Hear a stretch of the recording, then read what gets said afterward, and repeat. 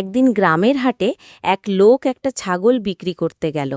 হাটে গিয়ে দাঁড়াতেই তিনজন চতুর চোর ঠিক করল এই ছাগলটা ফ্রিতেই নিতে হবে। তারা প্ল্যান করল একে একে গিয়ে লোকটাকে কনফিউজ করবে। প্রথম চোর এসে বলল, ভাই, ছাগলটা নিয়ে হাঁটছেন কেন? এটা তো কুকুর।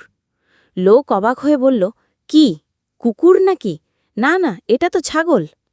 দ্বিতীয় চোর কিছু দূর গিয়ে একই কথা বলল, ভাই, কুকুরকে দড়ি বেঁধে হাঁটাচ্ছেন কেন? লোক এবার একটু চিন্তায় পড়ল। মনে মনে ভাবল, দুজন একসাথে ভুল তো বলতে পারে না। এরপর তৃতীয় চোর এসে হেসে বলল, আরে ভাই, আপনার কুকুরটা কত সুন্দর, দাম কত? এবার লোক ভয় পেয়ে গেল। ভাবে, হায় আল্লাহ, সবাই যদি কুকুরই দেখে তবে হয়তো আমি ভুল করছি। তাড়াতাড়ি দড়ি খুলে বলল, আরে যাক, আমি কুকুর নিয়ে হাটে কেন ঘুরব, যা যা।